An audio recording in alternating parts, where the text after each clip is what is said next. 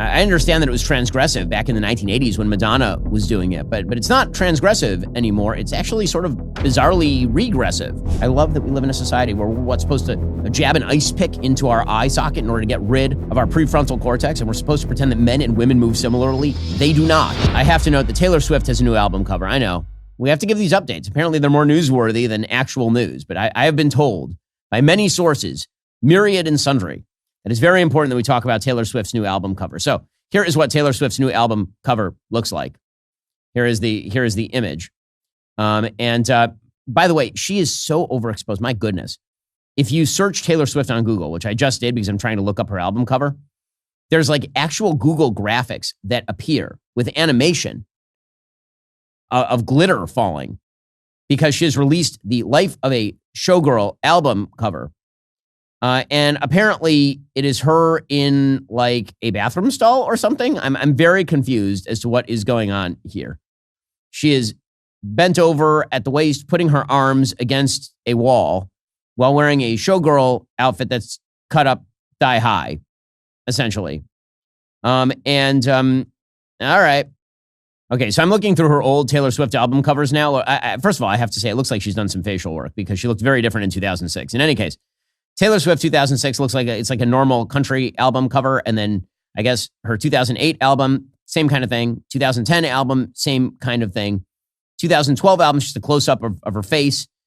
Then there's the 1989 album where it's basically a Polaroid of her wearing an outfit from 1989. There's her Reputation album where it looks as though she's kind of doing a quasi-Madonna thing with her hair slicked back.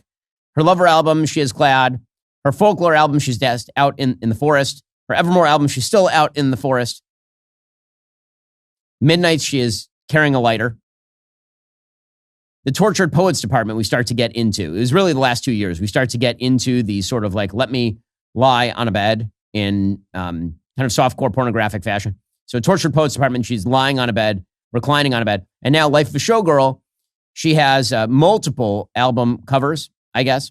One of them is her half underwater, wearing a showgirl outfit, kind of, which I don't know why she would wear that in the bath. That seems like not a great way to bathe. And then there's her bending up against a wall, almost like, what's her face? You know, Sabrina Carpenter. I don't know who these people are. But I will say that it is slightly regressive, no?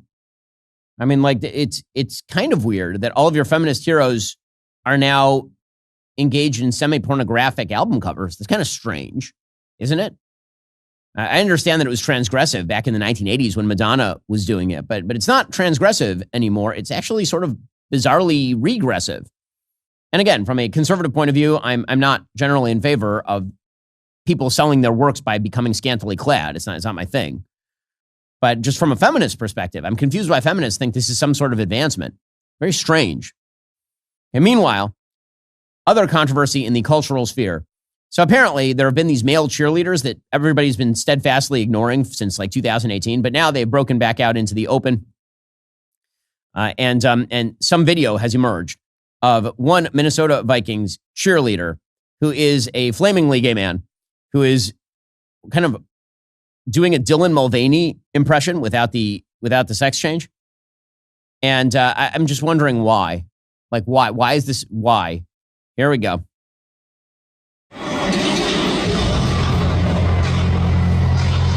Like, why is he doing the female moves? Why is this like he looks like an idiot? I'm sorry, he looks like a complete ridiculous moron. He's dancing around and swiveling his hips, and you know, it doesn't have the same impact when it's a dude as when it is a lady. Now, again, as a conservative, I'm not a big fan of the female cheerleaders on the sideline either, because I just think that it's become sort of a glorified stripper pole thing. But having a dude do it is ridiculous, like laughably ridiculous. It's like Bugs Bunny putting on a dress and lipstick and dancing around out there. And we're supposed to believe that this is sort of liberating. Who's the audience for this? Legitimately, who is the audience for this? It just ridiculous. It looks like an idiot. Okay.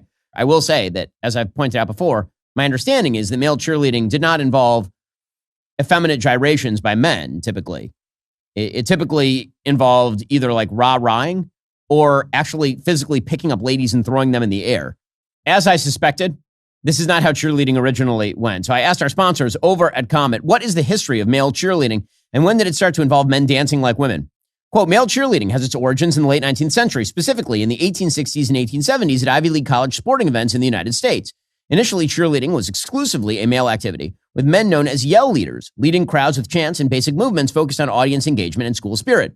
The activity remained predominantly male until World War I, and especially World War II, when men went off to fight and women began to take over roles on cheerleading teams. During the early male-dominated years, cheerleading was not associated with dance or the more stylized movements often linked with femininity. The routines were simple. The main role of male cheerleaders was to lead crowd chants and encourage spirit rather than performing dances. It was female cheerleaders who introduced more synchronized routines, tumbling acrobatics, and the use of paper pom-poms, gradually transforming cheerleading into chant-focused crowd leadership to a performance-based activity involving dance elements. The transition to men participating in dance-style routines similar to those traditionally associated with women occurred much later. For decades, the style of male cheerleading continued to emphasize strength, athletic stunts, and cheerleading leadership rather than dance. It was only as cheerleading developed into competitive and more performance-oriented sport in the late 20th century, especially from the 1980s onward with televised competitions and camps, that both male and female cheerleaders began participating in routines involving dance, tumbling, and stunts. Even then, men typically performed partner stunts, tumbling, and lifts, while women led in dance-style movements and choreography. So, in other words, this is relatively new, and we mean like the last few years. This ridiculous, silly, stupid, idiotic, moronic-looking routine in which the men are just doing female movements. And yes, women move differently than men. I love that we live in a society where we're supposed to jab an ice pick into our eye socket in order to get rid of our prefrontal cortex, and we're supposed to pretend that men and women move similarly. They do not. That is stupid. And a man doing the same moves as a woman looks like a moron. Period. That's all. And I mean, we all know what this is, right? I mean, what this is supposed to be is, hey, look, a gay man who's dancing like a woman.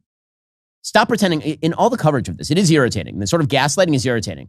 Like, I don't care about this very much, honestly, because, as I've said, I don't like any of the sort of modern cheerleading routines. I think that they're over-sexualized and they look like there's something straight out of a strip club. But what does get my goat is the gaslighting. Where I say, well, males have been cheerleaders for centuries, for going back almost 200 years, males have been cheerleading. It's like, no, it's not the same thing. Once again, you are taking terms and you are robbing them of their meaning, and then you are supplanting them with an alternative, stupid meaning. And then you are pretending that, you think men were dancing like this schmuck back in 1870 or 1940 or hell, 1990? Not a thing. Not a thing. And pretending it is a thing leads to the normalization of something that looks incredibly dumb. Well, that's all for now, folks. Don't forget to like, subscribe, and comment your thoughts down below. Be sure to check out all of the other great content on my channel. I'll see you here next time.